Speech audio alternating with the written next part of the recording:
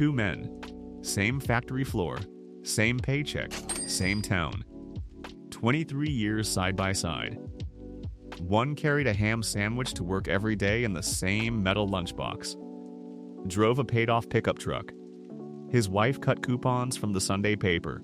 The other ate lunch at the diner across the street. Drove a new sedan every 4 years. His wife pushed a grocery cart without a list. On paper, these two men were identical. Same shift, same hourly wage, same number of overtime hours. When the plant closed and both were laid off, one walked away with over $127,000 in savings. The other walked away with $4,200 in mounting debt and no plan. Same income. Completely different futures. What separated them was not a stock tip, not an inheritance, not a degree from a better school. It was 10 habits so boring, so repetitive, so painfully unsexy that the internet would scroll right past every single one of them. Stay until habit 7, because that is where something clicks about money that takes most people an entire lifetime to figure out on their own. My name is Ki, and in Japan we have a word for what actually built that man's wealth. Kurikeshi. It means repetition. Not the fun kind. Not the motivational poster kind. Not the kind that gets a million likes on social media. The kind where you do the same boring thing every single day until the math does its job quietly in the background. My grandmother never once called it a strategy. She called it Tuesday. She did not track her net worth on an app. She did not read financial blogs.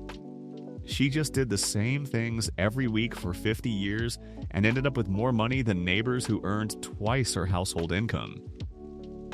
Americans hear the word repetition and think about gym routines they quit after 2 weeks.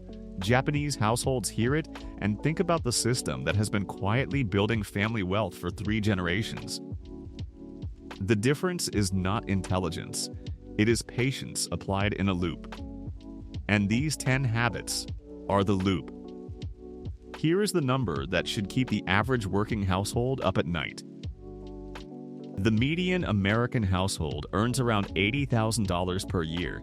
Over a 30-year working career, that is $2.4 million flowing through a single family. $2.4 million. Read that again. And yet the median American retires with less than $89,000 in savings. That means over $2.3 million disappeared somewhere between the first paycheck and the last. Where did it go?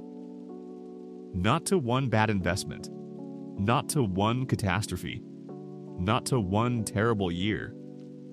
It went to 1,000 tiny daily decisions repeated across decades without anyone ever sitting down to count the total damage. In 1996, Thomas Stanley and William Donko published The Millionaire Next Door after studying real American millionaires for 20 years. Not celebrities. Not trust fund recipients. Ordinary people who quietly built 7-figure net worths on ordinary incomes. Their single most consistent finding shocked everyone. The greatest predictor of wealth was not income. It was not education. It was not investment genius. It was frugality. The people who built wealth were simply the people who kept more of what they earned. Every single time. In Japan, the household savings system is built on this exact principle, except the culture reinforces it daily instead of fighting against it. Cash and deposits still make up over 50% of Japanese household financial assets because the culture does not treat money as entertainment. It treats money as responsibility. Meanwhile, the U.S. personal savings rate fell to 2.6% in April of 2026. The long-run average going back to 1959 is 8.4%. Americans are currently saving less than 1/3 of what has been considered normal for over 60 years, and 37% of Americans now say they need a credit card or buy now, pay later just to cover basic expenses this month. Not vacations, not luxuries. This month's groceries. When your savings rate is that low, every financial decision becomes a leak. And the leaks start in places so ordinary that nobody thinks to look. Starting with the driveway. Number 1. Drive an older car. The average new car payment in America right now is $772 per month. That is over $9,200 per year for a machine that loses 25 to 30% of its value in the first 12 months alone. You financed $45,000. By your 12th payment, the car is worth roughly $31,500. You have paid over $9,000 in installments, and the asset dropped $13,500 in value. That is not a purchase. That is a wealth transfer to someone else's balance sheet. Smart Sam drives a 7-year-old Toyota he bought for cash. Insurance is lower. Registration is cheaper. Repair costs on a proven model are predictable and manageable. The car is boring. It has a scratch on the rear bumper and the paint is starting to fade. Nobody at a traffic light looks at it twice. That is the whole point. Broke Brian just signed a 72-month loan for a car that costs more per month than rent in 1978. 6 years of payments on a depreciating machine. By the time he owns it, the car will be worth less than half what he paid. And he will already be looking at the next one, because the cycle never ends unless you deliberately step off it. Now here is the Japanese angle. In Tokyo, owning a car is rare because parking alone costs more than most American car payments. Public transit is cheap, reliable, and culturally normal regardless of your income. My uncle in Osaka drove the same Honda for 14 years, not because he could not afford a new one, because he could afford not to care what the neighbors thought. In Japan, nobody judges you for driving an old car. In America, your car is treated as a status report on your entire life. That cultural pressure costs the average American family tens of thousands of dollars over a lifetime in unnecessary depreciation. If you invest that $772 per month into a simple index fund at 7%, you will have approximately $244,000 in 15 years. Not counting lower insurance. Not counting avoided loan interest, just the raw difference between new and used. The typical American buys 8 to 12 vehicles in a lifetime. Each new purchase represents $30,000 to $50,000 in depreciation and financing costs that could have been compounding instead. The car you drive is either building someone else's wealth or building yours. There is no third option. Number 2. Rotate the same meals. The average American household spends around $475 per month on groceries. Households that plan around 4 to 5 rotating staple meals spend 30 to 40% less. That is $140 to $190 saved per month. Roughly $2,200 per year. Monday is rice and vegetables. Tuesday is chicken stir-fry. Wednesday is pasta. Thursday is soup. Friday is fish. Saturday you can experiment. Sunday you eat leftovers. In Japan, this is not poverty. This is not deprivation. This is normal. My mother cooked the same 7 dinners on rotation for 20 years. She never once described it as boring. She described it as efficient. The grocery list writes itself. You stop wandering aisles buying ingredients for recipes you saw on a cooking show and will never actually make. Decision fatigue disappears. Your fridge stops being a graveyard of good intentions and starts being a system that feeds your family for less than your neighbor spends feeding theirs. Smart Sam has 5 meals on rotation and a grocery list that takes 3 minutes to write. Broke Brian reinvents dinner every night, spends 40 minutes browsing recipes on his phone, buys 12 ingredients for a dish he will make once, and throws out 4 of them 2 weeks later. His grocery cart looks like someone went shopping while hungry and curious at the same time. Which is exactly what happened. I have been both of these people. Japan me was horrified at America me. During the Great Depression, the American households that survived best were not the richest. They were the most systematic. They had patterns. They had routines. They eliminated variability and stopped reinventing dinner every night. That principle has not changed in 90 years. The families that thrive during difficult economic periods are the ones with a system, not the ones with the fanciest recipes. But even the best meal plan cannot save you from habit 3. And this one quietly drains $1,500 from the average household every single year without anyone noticing. Number 3. Eat what you already own before buying more. The average American household wastes 30 to 40% of the food it purchases. For a typical family, that is roughly $1,500 per year thrown directly into the garbage. The milk that expires untouched, the vegetables rotting in the crisper drawer, the leftovers pushed to the back of the fridge and forgotten until they become a science experiment. The pantry staples that passed their date because nobody planned a single meal around them. And this is not carelessness in the way you might think.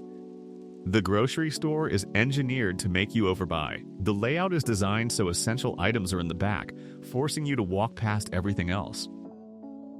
Bulk discounts reward excess.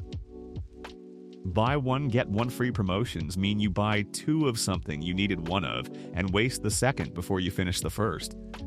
A full cart feels like abundance even when half of it will end up in a landfill. The store profits regardless of whether you eat what you bought.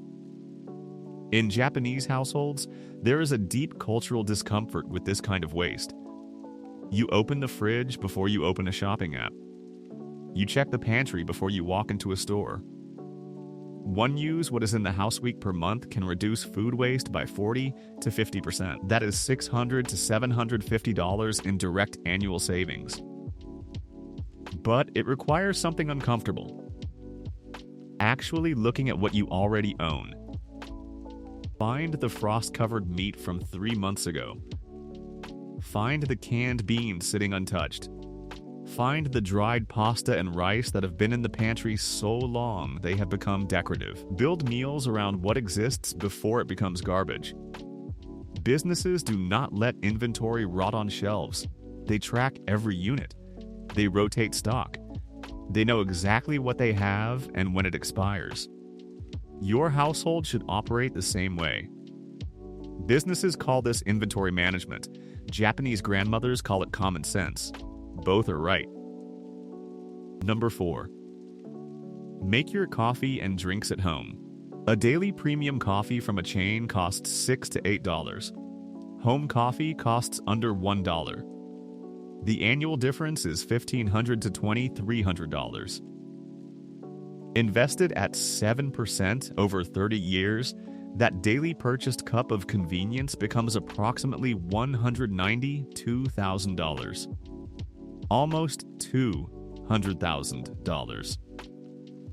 For coffee, your coffee shop is not selling you caffeine. It is selling you manufactured convenience and the belief that making coffee at home is somehow less sophisticated. A basic coffee maker costs $30. Good beans cost $15 per pound and yield about 30 cups. Prep time is 3 minutes. Now extend this to every beverage. Bottled water versus a filter. Purchase sodas versus sparkling water at home. A $12 smoothie versus a $40 blender and bulk frozen fruit. In Japan, vending machines are literally everywhere.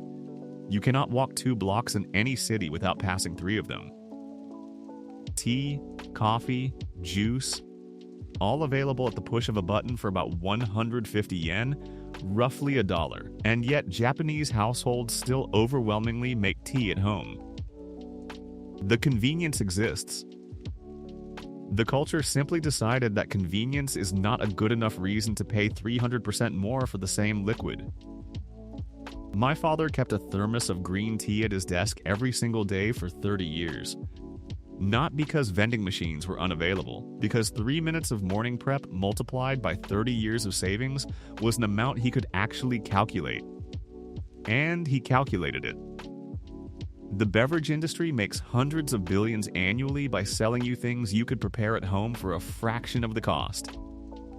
Smart Sam owns a coffee maker and a thermos. Broke Brian has a loyalty card with 14 stamps and still cannot figure out where his paycheck goes every month. One of them has a system. The other has a subscription to being broke. Number 5.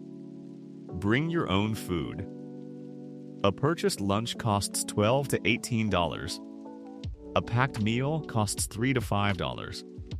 5 bought lunches per week adds up to over $3,000 per year. Pack from home, and that drops to under $1,300. The gap is roughly $2,000 to $3,300 every single year. Over a 30-year career invested at 7%, bringing lunch from home instead of buying it turns into approximately $335,000 for sandwiches. And this does not stop at the office. Airports, theme parks, road trips, tourist spots. Everywhere you go, food purchased outside the home carries a 200 to 400% markup. The $14 airport sandwich costs $3 to make. The $22 theme park burger costs $5 to pack yourself. 15 minutes the night before a trip. Sandwiches packed.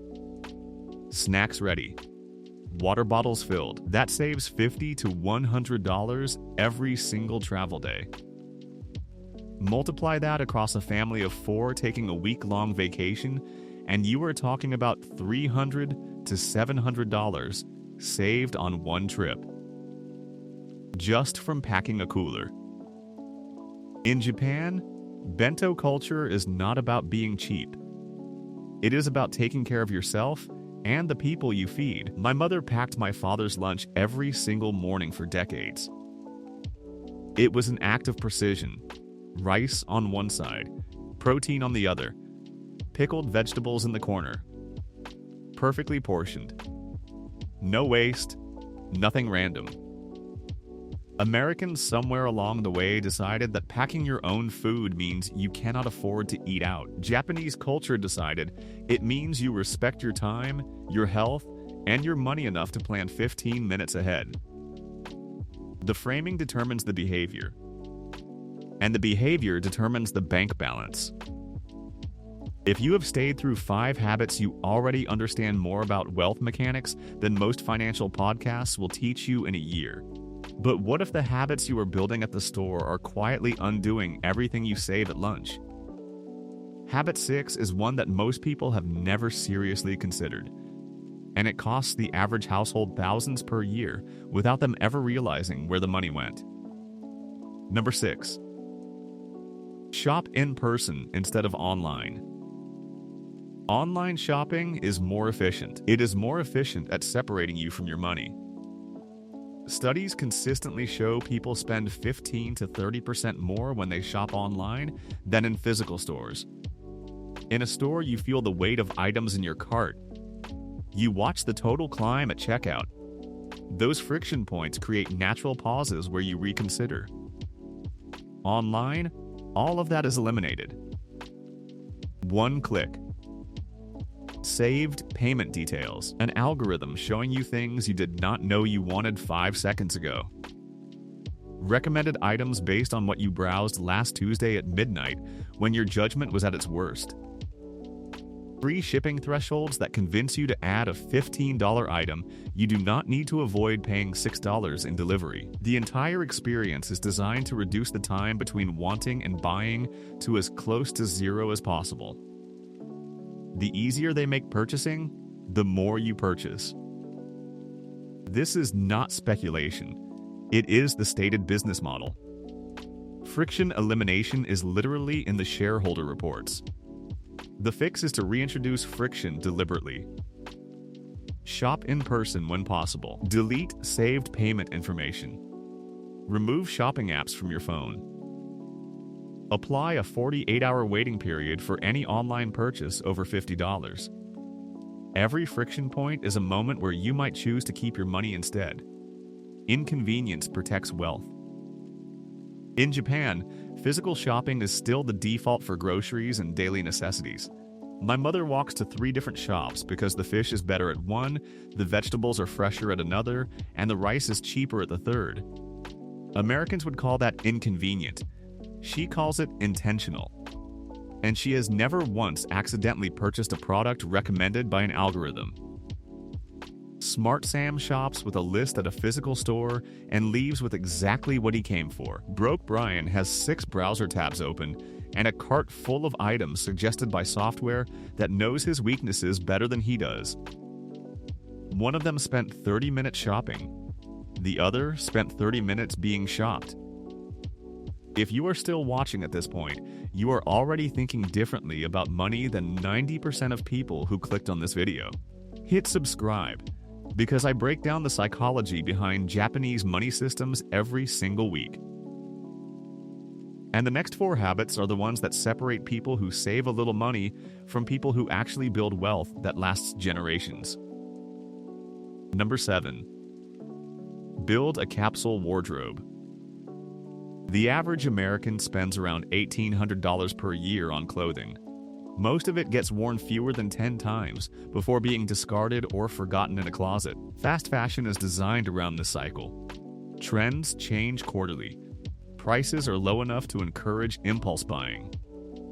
Quality is deliberately poor enough to guarantee replacement within months. A $20 shirt that falls apart after 8 washes is not cheap clothing. It is expensive clothing disguised as a bargain. You will buy 5 of them in the time it takes one quality shirt to show its first sign of wear. A capsule wardrobe breaks that entire cycle.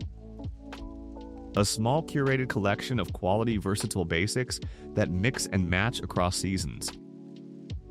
Under 30 total items. The upfront cost is higher. A $200 pair of shoes replaces 5 $55 pairs over the same time period. A $100 shirt lasts years instead of months. The cost per wear drops dramatically when you stop chasing trends and start investing in durability. Households using capsule wardrobes reduce clothing spending by 50 to 70%. That is $900 to $1,260 per year. There is a second benefit that is harder to measure. Decision fatigue disappears. Every morning spent deciding what to wear burns cognitive energy needed for far more important choices. Steve Jobs wore the same black turtleneck every single day for this exact reason. Mark Zuckerberg still does. They were not too busy to care about clothes. They were strategic about where mental energy goes. In Japan, school children wear uniforms. Many salarymen rotate the same 3 suits. My father owned exactly 2 work jackets, 5 white shirts, and 3 ties. He never once spent a morning staring into his closet wondering what to wear. That energy went to his actual job. It is not a lack of creativity. It is a strategic allocation of mental bandwidth. You spend your thinking on the things that compound. Clothing does not compound. Smart Sam owns 28 items of clothing that all work together. Broke Brian has a closet full of things he bought on impulse and a recurring feeling that he has nothing to wear. Both spent money. Only one built a system. Number 8. Pay yourself first. The standard financial flow for most households is this: earn, spend, save whatever is left. The problem is structural. There is never anything left. Expenses expand to fill available income every single time. This is called Parkinson's Law applied to money. The more you have available to spend, the more you spend. It does not matter if you earn $40,000 or $400,000. Without a system that moves savings before spending begins, the result is the same: an empty account at the end of every month and a vague feeling that you should be doing better. This is not a willpower failure. It is human psychology, predictable and universal. And it has been documented by behavioral economists for decades. Pay yourself first inverts the entire equation. When your paycheck arrives, before any bill, before groceries, before anything, you automatically transfer a fixed amount to savings and investments. Not what feels comfortable. A predetermined amount that moves first. Automate it completely. Set the transfer for the day after payday. Move the money before you ever see it. Remove the decision from the process entirely. People who automate savings accumulate 73% more over 10 years than those who save manually. The moment of temptation never arrives because the money is already gone. You cannot spend what you never saw. You cannot negotiate with yourself about a transfer that already happened. In Japan, many companies deduct savings directly from salary before it even reaches the employee's bank account. The system does not rely on individual discipline. It removes the need for discipline entirely by making the good decision the default. The money is redirected before the human brain has any opportunity to rationalize spending it. Smart Sam automated 15% of every paycheck into an index fund 3 years ago and has not thought about it since. The balance grows while he sleeps. Broke Brian keeps meaning to set up automatic transfers, but wants to wait until things calm down financially. He has been saying that for 4 years. Things never calm down. That is the whole point of automating. You build the system for the version of yourself that will always find a reason to delay. Number 9. Live 2 years behind your income. When income increases, what happens? For most people, lifestyle immediately inflates to match. The raise enables a nicer apartment. The promotion justifies a new car. The bonus funds a bigger vacation. This is lifestyle inflation, and it is the single most common reason high earners retire with almost nothing, despite decades of strong paychecks. Research from the Federal Reserve shows households earning over $150,000 per year save, at roughly the same rate as households earning $75,000. Double the income. Same savings rate. They consume more. They upgrade more. They finance more. They do not accumulate more. The money simply flows through a larger pipe into a larger drain. The counter is counterintuitive but decisive. When you receive a raise, change nothing for 24 months. Continue living at your previous income level. Invest the entire difference automatically. Do not negotiate with yourself. Do not reward yourself for earning more by spending more. The reward is the compounding. The reward is the security. The reward is the freedom that arrives in year 10 while everyone else is still chasing the next raise to cover the last lifestyle upgrade. If you earn $60,000 and receive a $10,000 raise, the standard path absorbs it immediately. A nicer apartment.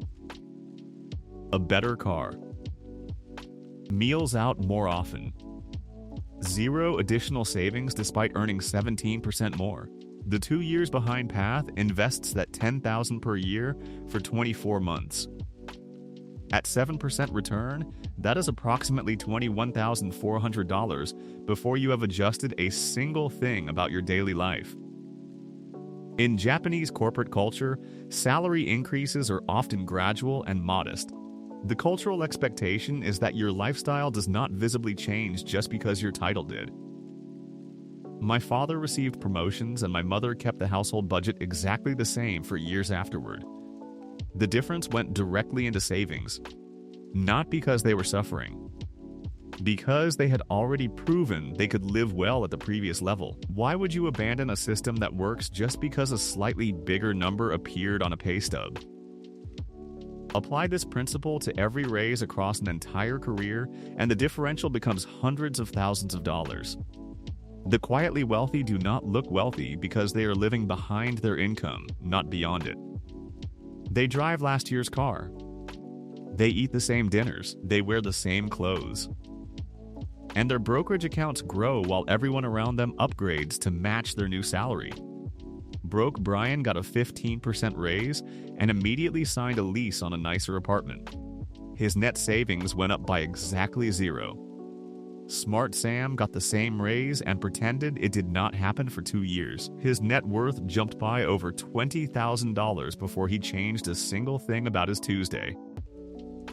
Number 10. Have a hobby that earns money. Self-made millionaires average 3.2 sources of income.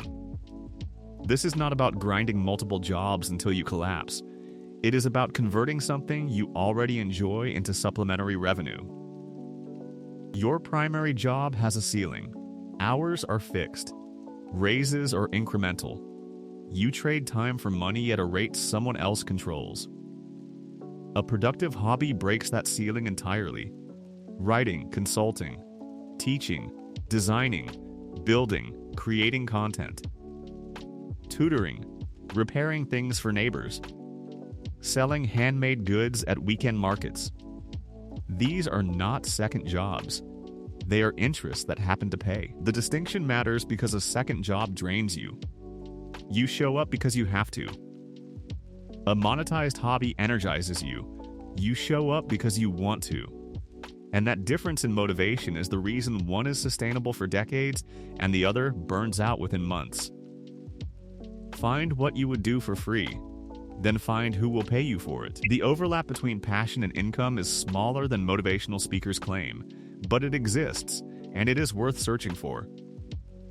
An extra $500 per month from a hobby is $6,000 per year. Over 20 years invested at 7%, that becomes approximately $260,000. From a side interest, not from hustle culture, not from burning yourself out with a second shift. From diversifying income the same way smart investors diversify portfolios. A single income stream is a vulnerability.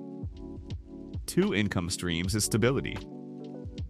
3 is options. In Japan, many retirees continue small-scale work not because they need the money, but because productive activity is considered essential to a well-lived life.